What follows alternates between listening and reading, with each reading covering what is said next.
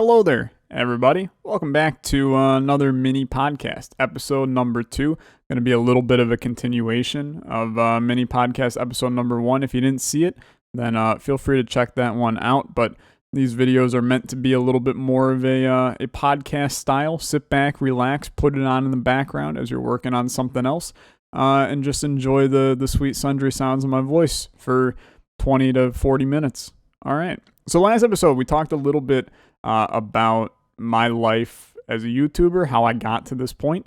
I want to continue a little bit with that today, touching on a couple of more intricate components of it. I want to talk a little bit about what it's like to interact with developers and other content creators, as well as kind of growing your community off of YouTube. Moving into things like, Twitter and Twitch and Reddit and Discord. Discord's a big one that we'll talk about. So that's kind of where I want to let things go today. So I wanted to start from kind of where that kind of started, right? Back pretty long time ago at this one, it was several years ago. You always hear about content creators getting games from devs to review. And I have had many over the years that I've now received from devs and played. Hell, I barely buy games anymore unless it's something that, I'm like super, I can't wait for this to come out. A day one purchase for me, like got to buy it immediately. But otherwise, some of these games, and I don't want to use names, right? I don't want to call out games for it, but there's games that I would never have heard of if devs didn't reach out to me, and a lot of them end up being very good, which is the fun of doing that. But I remember the one that stands out the most in my mind was the day where I received an email from a small little game company, and to be honest, since I'm sitting at my computer, I might as well get the name of the company, give them a shout out here. But the game was called Loot Rascals. You might have heard of it. It did get around a little bit. It's a company, Hollow Ponds, was the developer. And they reached out to me and they said, hey, we think you might be interested in this based on your love of The Binding of Isaac. And I went, okay, I'm interested. You're like the first person to ever reach out to me with a game that actually like is on Steam and looks good. Because I got a couple that were like, hi, I launched, here's an executable of my game. And it's like, this looks like a virus. But this was the first one that like legit Steam page, and it looked cool, right? So I played it, and the game itself, look, it's an interesting game. It's unique. I don't know if I would go so far as to call it amazing, but I actually enjoyed my time playing it. It's just there were a lot of balance issues in it, and it was just altogether a very strange game, but fun nonetheless. And I want to recheck it out sometime because I remember enjoying it when I played it. As this kind of first game that I was given to by a dev. But it's funny, as soon as that kind of happened, the game started to roll in, and you start to have this communication with developers, and it's a whole new experience. Because at this point, I had some communication with other content creators. I was working with, there's a channel, Mobius Gaming, longtime friend of mine now for YouTube several years ago. Him and I did some work together, and he was a relatively larger channel at the time compared to what I was. So we were doing some work together, and I was starting to get that communication with other YouTubers. That's around when I started doing content with Penta Hybrid as well. Still a very good friend of mine, Penta. And it kind of, it goes from there, right? You start to find other creators that are like you, and you decide to kind of combine together, create some kind of funky idea.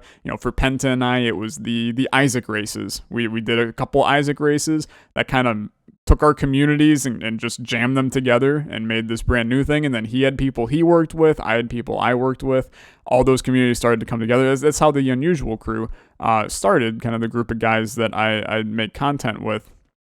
And then over time, I had Rhapsody, and I did the Slay the Spire stuff, and then through Rhapsody, I got introduced to Rito. Through both of them, I got introduced to Orbital, and now, I'm continuing to have just a slew of guys that I meet and start to do stuff with, which is awesome, right? having a community of other creators to bounce ideas off of and support is a huge component of where YouTube goes, right? And where content creating in general goes. Because, say, like, for instance, I'm going to call out my great friend Vladimir Ledoux. Go check that guy out. He's incredible at everything. But he knows games like they're anything else. Like, he will send in our chat twice a day with, hey, new game, check this one out, and just send a link to a game. And half of these end up being, phenomenal in the future. That's the kind of stuff you get from having this community of creators. You have people bouncing ideas off. You have people showing off new games. You have built-in people to stream with and record with and make content with. And it's huge to have that kind of backbone behind you. But the coolest thing about content creating for me in this realm is the communication with developers. I don't know how often I can sit down and just have how often can you have a talk with somebody completely connected to your industry while also being nowhere close, right? Like, I'm content creating. They're in pure game development. How often can I sit down, have a conversation with somebody completely out of my realm, and have it be this, meaningful discussion? And that happens a lot. I've had devs reach out to me and go, hey, I'm making a game, and it's not going to be out for years, but I want to just get your opinion on this mechanic. I think that this mechanic could be cool. Do you think this mechanic could be cool? And you start to get this bouncing back and forth conversation about these ideas. Just purely ideas. Nothing physical that I can touch and mess around with, but just a concept. And even then, I still love doing that because it's that feeling of being involved with something, I guess. I don't know what the best way of wording that is, but there's something about having your foot in the water there, right? Feeling out your way, trying to be as connected with a lot of things as possible. That just feels good as a creator. One of my biggest ones that I've loved is Dicey Dungeons. I played the game on itch.io before it even released on Steam, and was pretty in-depth in their community. I talked to Terry Kavanaugh, who was the creator of Dicey Dungeons, also the creator of VVVV and Super Hexagon. Him and I had conversations about mechanics in Dicey that I loved and didn't love, things that I wanted changed, things that I thought were cool. It's those experiences of talking to these big-time game devs that are really, really enjoyable as a creator. And I think that Twitch, for the most part, has opened up a new realm of that. And that's one of the things I love about Twitch. I'm going to talk about Twitch in good detail here shortly. But the fact that you can give a creator a game and then literally hop in their chat and watch them live playing your game for the first time, I can't imagine what that's like, really. I mean, I guess I kind of can. With the pyramid, I made the pyramid, and then I've been watching, the creators play it on stream, and it's fun for me to watch them play it. But the thing is, the pyramid is sure, it's my creation, but at its heart, it's a bunch of games that we all play and I didn't make, right?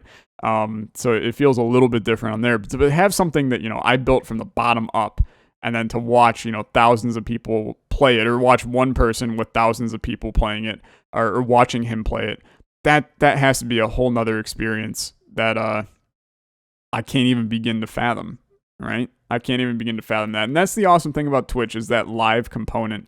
And that's part of why Twitch is such a valuable platform. And I say Twitch, I kind of mean live streaming in general.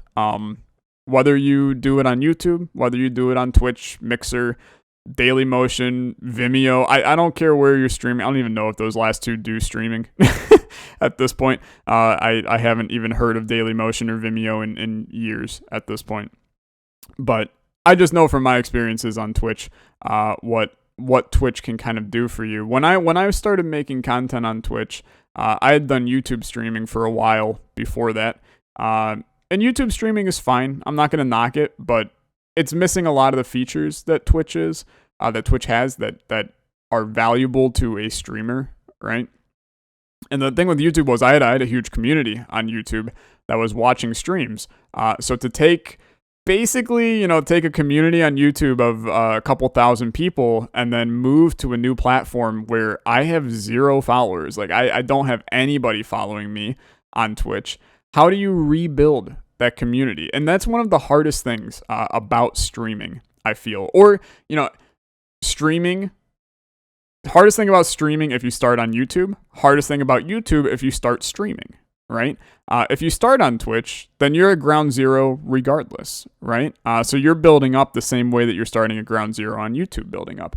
But when you have started on one platform and then want to start a presence on another, that's where things get difficult, because there becomes a question of how do you take an audience that is, you're basically saying, hey, you're sitting on the couch right now watching me. I want you to get up off the couch and instead go to your neighbor's house 5 doors down and watch me there instead. And the thing is, like, obviously that's more of a hassle than them moving to the other website to watch you. But for a fan, and I'm sure that you might be able to kind of feel this, it's difficult to break out of the habit of life in general, right? You don't want to move to another platform to continue your content. You want everything in one place where you can consume it. You don't want to have multiple things going on.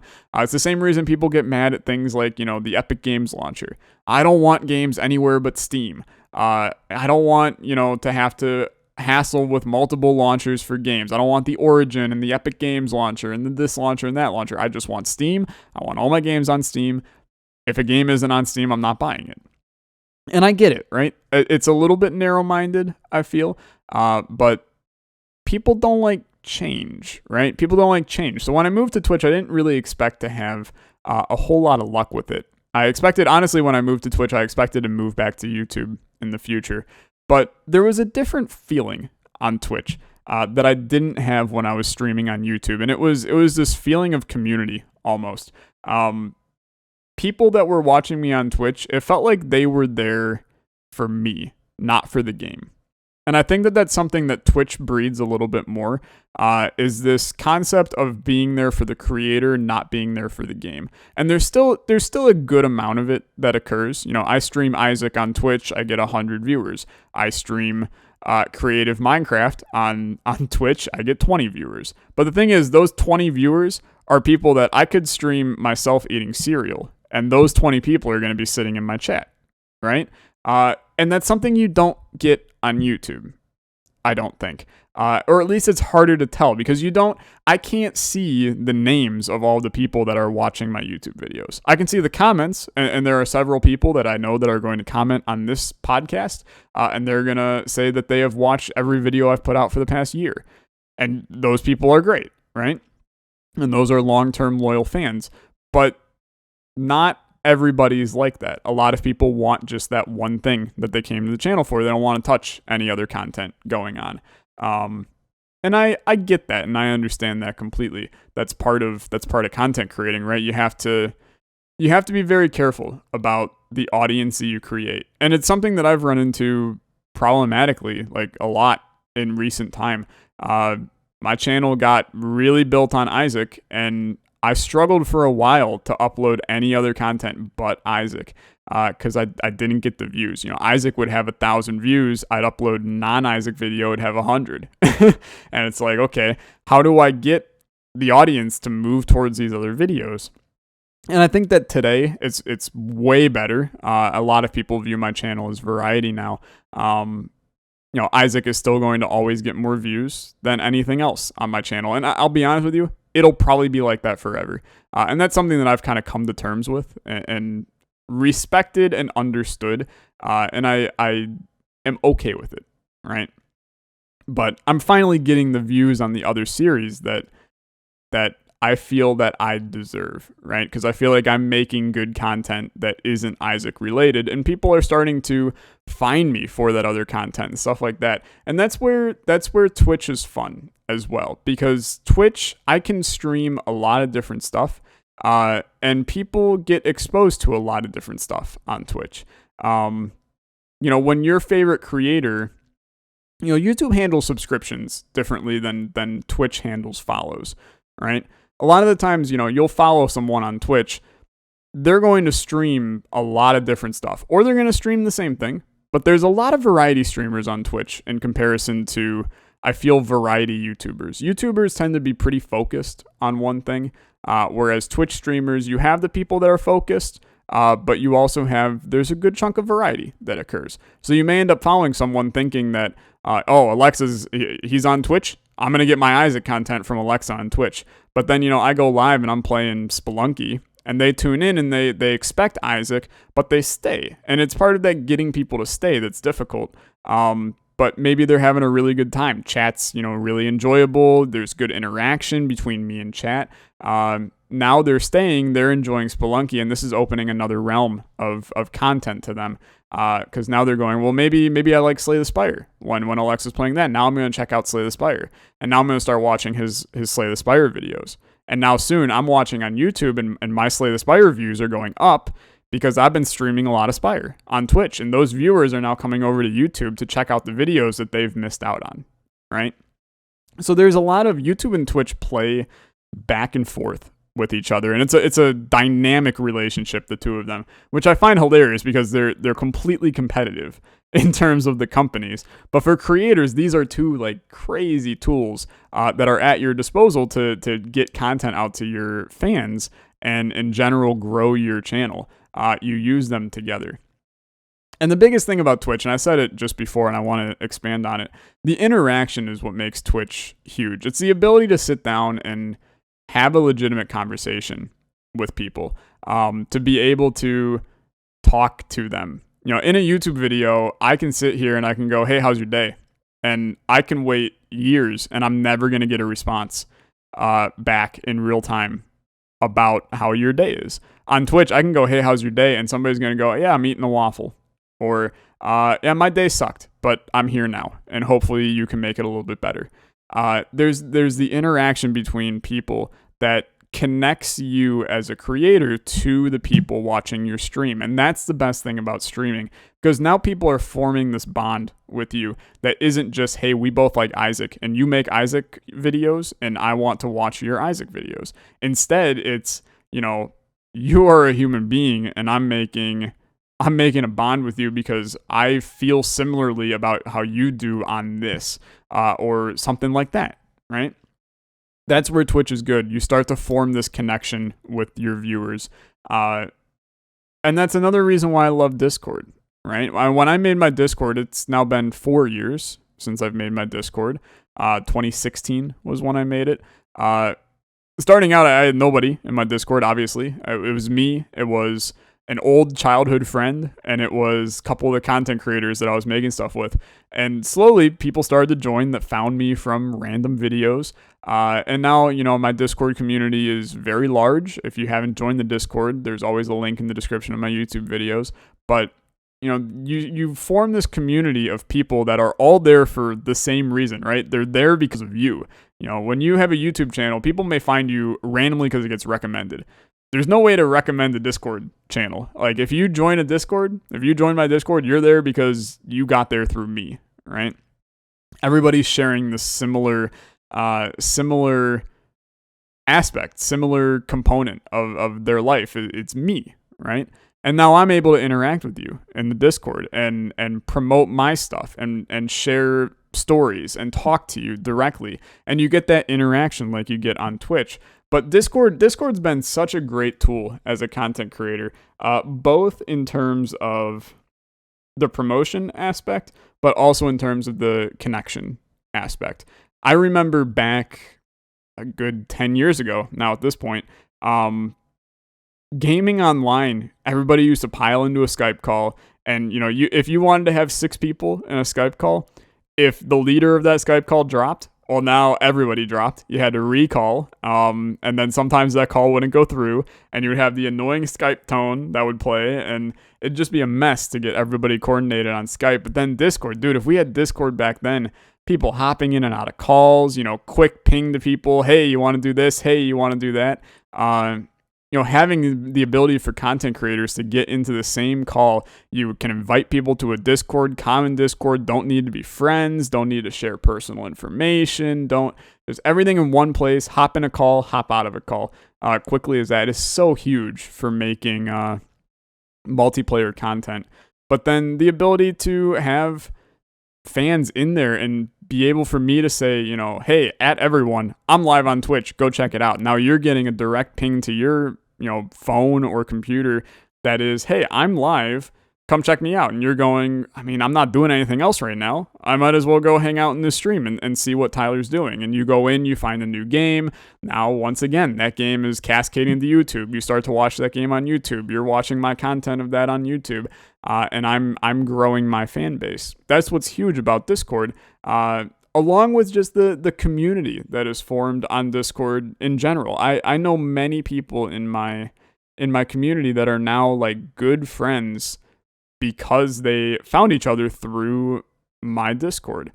People that are living, a half hour away from each other and never knew, kind of things, and are good friends. I don't think that, anybody has met up in real life or anything from my Discord, but it's this feeling of the fact that people are finding long-lasting friendships just because of me sitting there and making a Discord and having people join it randomly.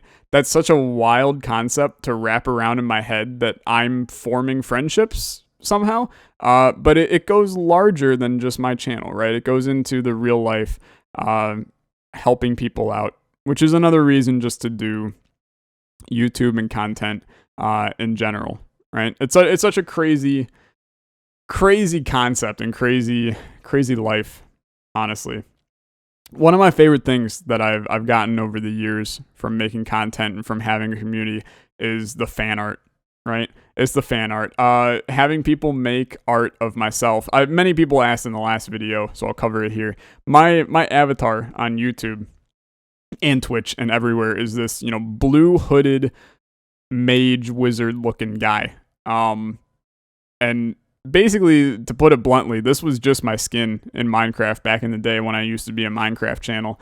I had found the skin, I thought it looked sick, and went, hey, this is going to be my skin. And I just changed my skin to that, and I never changed it ever again.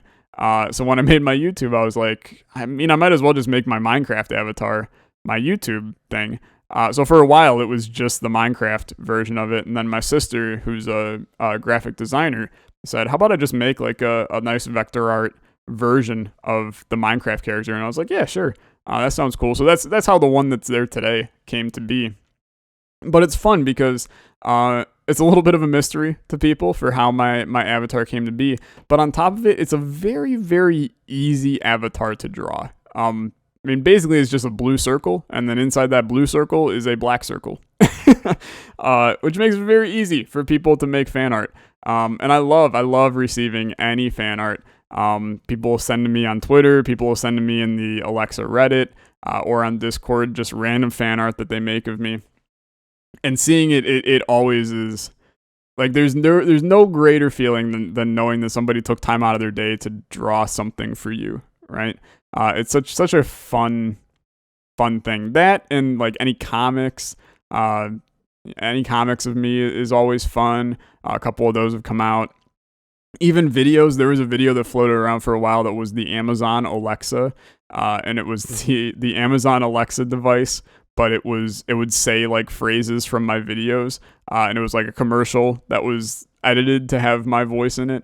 I thought that was hilarious too. It's these little interactions with the community that really make a huge difference as a content creator, and it's kind of motivation at times. It's you get when you realize that people are watching your stuff and really enjoying it, you feel more motivated to make more. Right? And that's the biggest struggle when you're a small creator, because you're making stuff, but you're not getting that feedback loop, right? You're not getting anyone telling you, hey, great job. You're getting 1 to 3 views on a video, and then nothing else, right? Maybe a comment that says, hi. And you're like, okay, that's not helping me anything at all. I need some kind of positive feedback back from this. Because positive feedback is motivating. That's why in a job, your boss tells you good job, you're more motivated to do more work when your boss tells you good job. Right? It's very similar to YouTube, except the boss is is you, right? The boss is the people watching your videos. They're the motivation factor. And that can be difficult when you're small because you're not getting that feedback. And it's a difficult hurdle to pass over because you have to kind of find ways to motivate yourself. And that's why a lot of the times with YouTube, people will try YouTube and then they'll drop it very quickly, or Twitch and they'll drop it very quickly because they're doing it for a reason other than enjoyment, right? They're doing it because they think that they can get rich quick on it, or they're doing it because they want that, feeling of somebody liking what they're doing instead of the feeling of you legitimately enjoying making content. If you enjoy making content, you'll never have the issue, right? And that's where I'm at, right? I love sitting down and recording, right? Or sitting down for a stream and doing a stream. Even if I had no views doing it, I'm still going to do it because it's just something I enjoy, right? And that's how you grow, is repetition of just doing it, making a schedule and sticking to it and just uploading. Eventually you'll get noticed. And you know what? Eventually you might not. And that's the sucky part. But eventually there's a chance that a couple people will notice you, your community will start to grow, and then it's just a matter of kindling the flame of your community until it grows and starts to really take off. But anyway, I think that's going to do it for today's little mini podcast. A little bit longer than last ones. I was going to say last week's, but it's now been 2 weeks since I've uploaded this. I'll try to do like one of these a week. But who knows? I don't know what I'm going to talk about next time. I'm out of ideas for my life as a YouTuber. If there's anything you want to know about, let me know. I might do a little one on like security, kind of technology and security and things like that. Don't know if that's something you'd be interested in. But thanks again for listening, and I'll catch you guys in the next podcast. Have a good one. Goodbye.